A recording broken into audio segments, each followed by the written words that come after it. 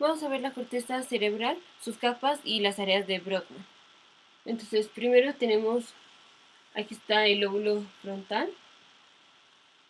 El lóbulo frontal es separado del temporal por el surco lateral o la cesura de Silvio.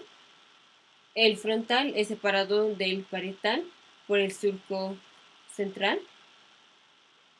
Y parcialmente el parietal es separado del temporal un poco por el surco lateral. En posterior al temporal tenemos el posterior al temporal y al parietal tenemos el occipital, que va a ser todo esto. Toda esta área es el occipital, parietal, frontal y temporal. Okay. Y los bordes o los márgenes del occipital son pobremente definidos. Si hay un surco parieto-occipital que separa el parietal del occipital, pero no está tan bien definido como por ejemplo el surco central o este surco de Rolando. Pero bueno, ok. Vamos a empezar con las áreas de Brodmann.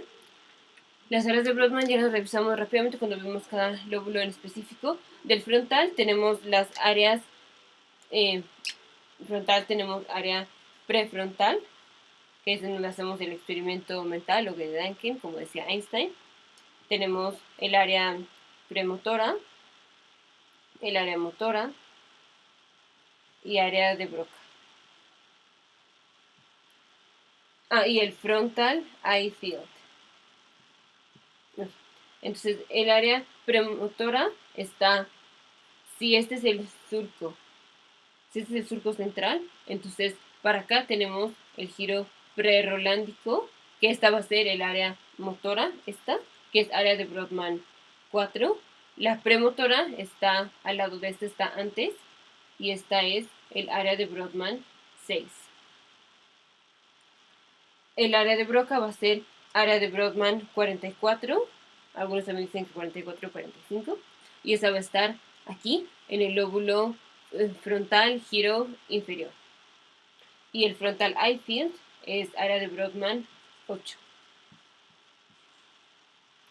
Okay. Luego, del parietal tenemos el área somatosensorial, parietal, área somatosensorial primaria, área somatosensorial asociada, giro angular y marginal, supramarginal. Okay. El área somatosensorial es la que está exactamente posterior al surco central y es esta. Esta es área de Brodmann 3, 1 y 2. El área somatosensorial asociada es la que está aquí al lado y esta es área de Brodmann 5 y 7. El área de Brodmann 5 y 7 son las asociadas a la somatosensorial y le llevan información al área premotora del frontal, que es el área 6 de Brodmann. Esto es importante porque el área premotora es la que utilizamos para hacer las praxias, como tocar piano, andar en la bicicleta o así. Entonces, si un paciente tiene daño al área premotora, no va a poder hacer las praxias. Si un paciente tiene daño al área somatosensorial asociada, áreas de Brodmann 5 y 7, como esas áreas ya no le pueden mandar información al 6, entonces el paciente tampoco va a poder hacer las praxias, también va a tener apraxia. Generalmente el daño que ocurre es en el hemisferio dominante, o sea, aquí es en el parietal, zona 5 y 7 de Brodmann, del hemisferio dominante, y resulta en apraxia bilateral, aunque nada más se haya dañado en la mayoría de los casos el lóbulo izquierdo. También daño al área 5 y 7 puede resultar en astereognosia, que es la inhabilidad para reconocer los objetos nada más por tocar, pero esta va a ser contralateral al lado de la lesión. O sea, si el paciente tiene hemisferio dominante izquierdo y ese fue que se dañó, va a tener astereognosia del brazo derecho. Okay. La siguiente es el giro angular, que es área de Brodmann 39, y giro supramarginal, que es área de Brodmann 40. ahorita las vemos esas. Bueno, daño al giro angular en el lóbulo parietal dominante, o sea, en el lóbulo o en el hemisferio dominante, que sería en la mayoría de los casos el lado izquierdo, resulta en síndrome de Gerstmann, agrafia con alexia, acalculia, dislexia, no, alexia y agrafia con alexia, desorientación derecha e izquierda y agnosia de los dedos, que no reconoce como qué dedos. Si le decimos mover el dedo índice no lo puede mover, si le decimos con qué dedo te toqué, unos que están bien distinguibles, no lo va a poder hacer. Y acalculia es que no puede hacer operaciones matemáticas. Agrafia no puede escribir y alexia no puede leer. Eso fue para el hemisferio dominante. Si tuviera daño al hemisferio dominante en el área 39 de Brodmann. Sí hay un daño al área 39 de Brodmann, pero del lado, o sea, del hemisferio derecho, del hemisferio no dominante. Entonces el paciente tiene síndrome de Hemi-Neglect o asomatognosia, que es cuando el paciente no le hace caso a todo su lado izquierdo o su campo visual izquierdo. O sea, el daño fue en el hemisferio derecho, no le hace caso al lado izquierdo. Y si el paciente, si le traemos su brazo hacia su campo visual derecho, en donde sí le hace caso, va a decir que no es su brazo, y así entonces no está reconociendo su defecto, y eso es anosomatognosia. Siguiente tenemos el lóbulo temporal. Del lóbulo temporal tenemos el área de Brodmann 22, que es el área de Wernicke, que ya vimos afasia de Wernicke y afasia de Broca en otros videos. Algunos dicen que el área de Wernicke es el área auditiva asociada, porque la primaria es la 41, y ya las asociadas. A veces dicen que la 41 y la 42 son las primarias, a veces dicen que la 41 es la primaria y la 42 y 22 son las asociadas, o así variantes. O sea, lo que sí es que la 41 es la primaria, está en el giro temporal superior. También en el giro temporal superior está el área de Wernicke, que es el área de Brodmann 22. Si un paciente tiene daño al área de Wernicke, puede tener afasia receptiva, o sea, no entiende lo que le están diciendo, pero puede hablar fluentemente, nada más que habla con una ensalada de palabras.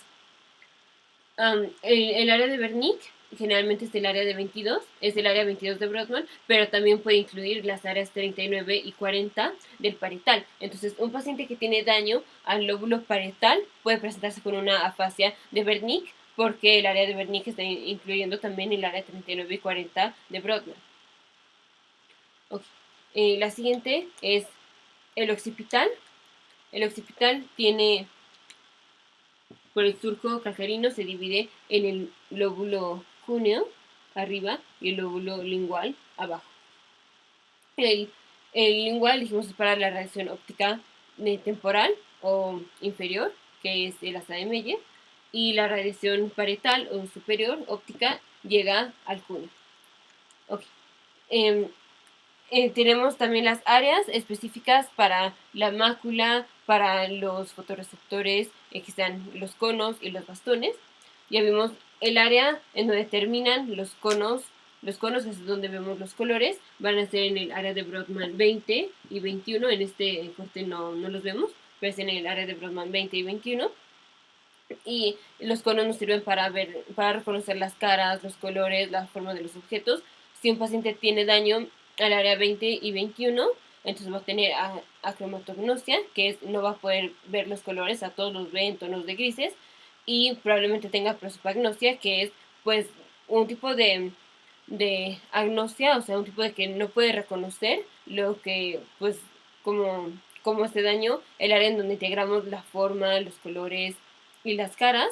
Entonces el paciente no puede reconocer las caras. Prosopagnosia es que el paciente no puede reconocer las caras. Entonces, si viene su familiar, pues no lo va a reconocer así nada más de la cara. Necesita que el familiar le hable o algo así, o sea, que le llegue otro estímulo por otra parte, que no sea nada más la visual. Ahí entonces ya sabe que fue su familiar. Otra prueba es esa, les dije que poner los lentes y van a decir, o sea, le preguntamos ¿qué es esto? Y dice, son dos círculos unidos con una barra, pero no nos da cuenta que ese patrón de dos círculos unidos con una barra son unos lentes. Ok. La siguiente es el área de Brodmann 18, 18 y 19. Acá 18 y 19 en ambos. Son en las áreas de Brodmann a donde llegan ahora los bastones. Y en los bastones, lo que utilizamos, bueno, los bastones nos sirven para ver pues en blanco y gris y para el movimiento cuando estamos viendo un objeto que se está moviendo, así para poderlo como seguir, es eso. Entonces, si el paciente tiene daño a estas áreas, el paciente entonces no va a poder seguir los objetos con la vista. Y el área primaria visual es el área de Brodmann 17.